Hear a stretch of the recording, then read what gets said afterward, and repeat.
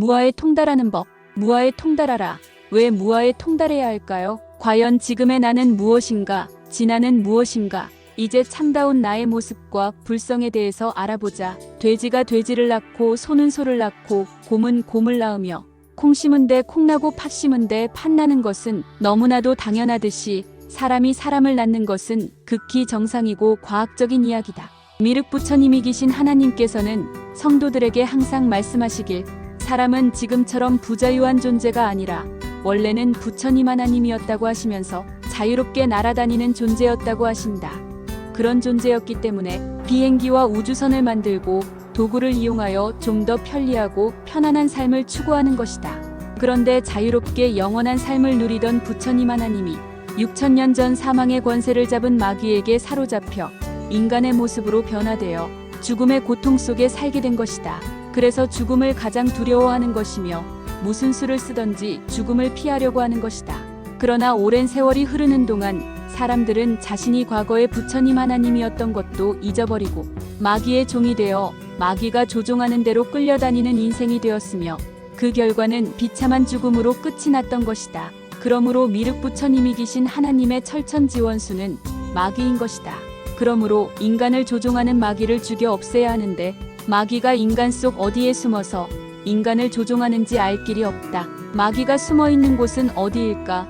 마귀가 숨어있는 곳은 바로 나라는 주체의식이다. 이것을 미륵 부처님 하나님은 알고 계시고 단번에 마귀를 죽이고 박멸소탕하여 없애버릴 수 있는 능력이 있으나 나라는 주체의식에 숨은 마귀는 생명을 붙들고 사람의 목숨을 볼모로 하고 있으므로 마귀를 죽이면 마귀는 자신만 죽는 것이 아니라 인간의 생명을 붙들고 죽기 때문에 사람도 죽게 되는 것이다. 그러므로 마치 벼룩 한 마리를 잡기 위해 유일한 거주처인 초가집을 태울 수 없듯이 사람도 이와 같아서 미륵 부처님이 계신 하나님이 사람 속의 생명에게 힘을 주어 마귀를 약하게 하고 지치게 하여 몸 안에서 빠져나오는 순간에 감로 이슬로 죽이는 것이다. 그럼 마귀를 약하고 지치게 하는 방법은 어떤 것들이 있을까? 첫째는 나를 죽이는 생활을 하는 것이다. 마치 말을 탄 주인이 동쪽으로 가자고 할 때 말은 서쪽으로 가고 주인이 오른쪽으로 가자고 할 때 왼쪽으로 가면 말 탄 사람이 화나고 피곤하여 그 말에서 내리듯이 나라는 주체의식인 가짜의 내가 싫어하는 것을 하면 된다. 즉 물고기가 물결을 거슬러 올라가듯이 반대 생활을 하면 되는 것이다. 내가 고기가 먹고 싶으면 쓴바귀 나무를 먹고 쉬고 싶으면 일을 하고 졸리면 잠을 안 자는 것 등이 있다.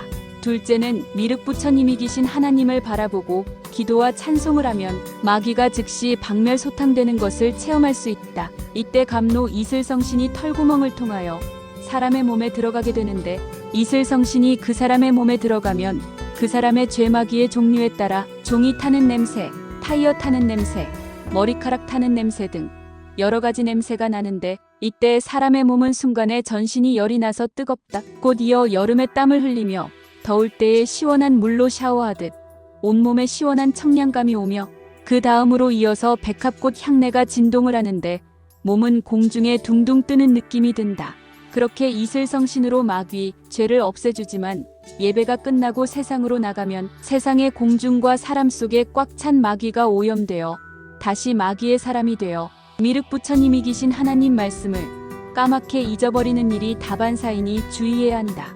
무엇보다 꿈에 무엇을 봤다느니 어떤 가피를 입었다느니 하는 말은 가족이라도 하더라도 절대 해서는 안 된다. 입을 벌려 떠버리는 순간 마귀에게 다시 오염되어 다시 마귀의 사람이 되어버리기 때문에 마귀에게 오염받지 않고 미륵 부처님 하나님의 은혜를 간직하려면 입을 봉해야 한다. 입을 봉하는 것이 은혜를 간직하는 아주 중요한 방법이다. 감사합니다.